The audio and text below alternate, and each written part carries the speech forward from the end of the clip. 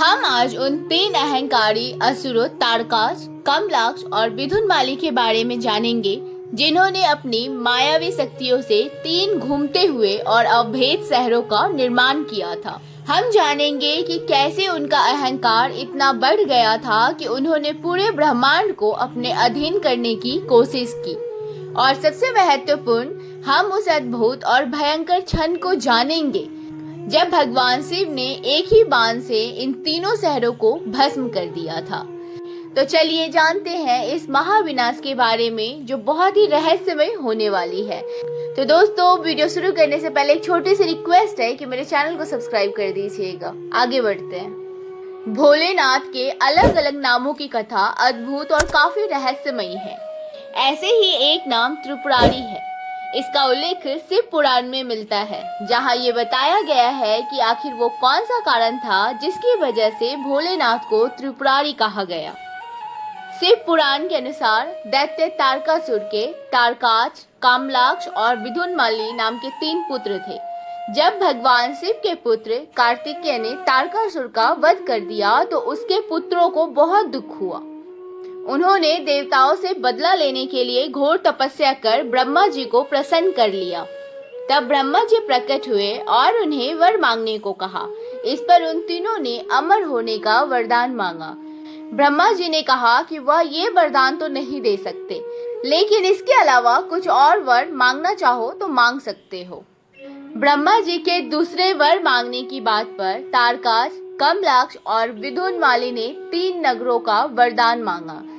तीनों ने कहा कि हे ब्रह्मदेव, यदि आप प्रसन्न हैं और वर देना चाहते हैं तो हमारे लिए ऐसे तीन नगरों का निर्माण करवाइए, जिनमें हम तीनों अलग अलग बैठकर पूरी पृथ्वी का आकाश मार्ग से 1000 साल तक भ्रमण कर सके।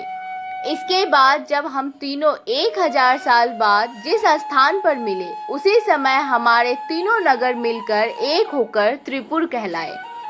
तारकाच, कमलाक्ष और विधुनमाली ने आगे कहा कि हमारे त्रिपुरों को एक ही बाण से नष्ट करने वाला ही हमारी मृत्यु का कारण बने। उसके अलावा इस संपूर्ण विश्व में कोई भी हमारा कुछ भी ना बिगाड़ सके। इस पर ब्रह्मा जी तथास्तु कहकर अंतर्ध्यान हो गए। उधर तारकाच, कमलाक्ष और विधुनमाली प्रसन्न होकर अपने लिए पृथक पृथक तीन नगरों का निर्माण किया। तारकाच, कमलाक्ष और विधुनमाली ने जब नगरों का निर्माण किया तो उनमें से एक सोने का, एक चांदी का एवं एक लोहे का था। सोने का नगर तारकाच का, चांदी का कमलाक्ष का और लोहे का नगर विधुनमाली का था। इन नगरों के बाद तारकाच, कमलाक्ष और विधुनमाली ने तीनों लोकों पर आक्रमण करके अपना आधिपत्य जमा लिया। इससे परेशान सभी देवता भोलेनाथ की शरण में पहुंचे और अपनी रक्षा की गुहार लगाई। देवताओं की करुण पुकार सुनकर भगवान शिव त्रिपुरों का नाश करने के लिए तैयार हो गए। तब भगवान विश्वकर्मा ने भोलेनाथ के लिए एक दिव्य रथ का निर्माण किया, जिसमें चंद्रमा और सूर्य उसके पहिए बने। इंद्र, वरुण, यम और कुबेर आदि लोकपाल उस रथ के घोड़े बने।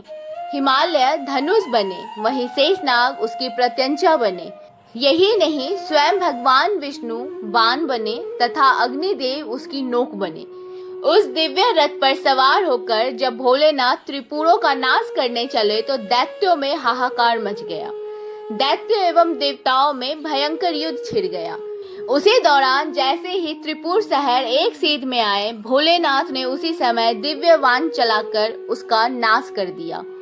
त्रिपुरों का नाश होते ही सभी देवताओं भोलेनाथ की जय जयकार करने लगे और उसी समय सभी देवी देवताओं ने भोलेनाथ को त्रिपुर का अंत करने वाले त्रिपुरारी के नाम से पुकारा।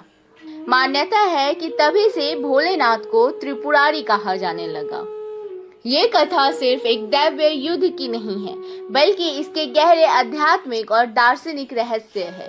कुछ विद्वानों के अनुसार त्रिपुर तीन प्रकार के अहंकार या अज्ञान, माया, कर्म और अविद्या का प्रतीक है, जो मनुष्य के जीवन को नियंत्रित करते हैं।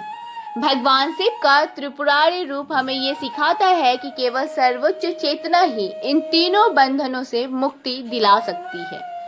इस कथा में सभी देवताओं ने अपने अपने अंश से शिव की सहायता की। इसका अर्थ ये है कि धर्म की स्थापना और अहंकार के विनाश के लिए ब्रह्मांड की सभी शक्तियों को एकजुट होना आवश्यक है। त्रिपुरासुर का वध कार्तिक पूर्णिमा के दिन हुआ था। इसी खुशी में देवतागण शिव की नगरी काशी में दीपक जलाकर खुशियां मनाते हैं, जिसे आज देव दिवाली के रूप में मनाया जाता है। ये कथा बताती है कि अहंकार और बुराई कितनी भी शक्तिशाली क्यों न हो, अंत में सत्य और धर्म की ही विजय होती है।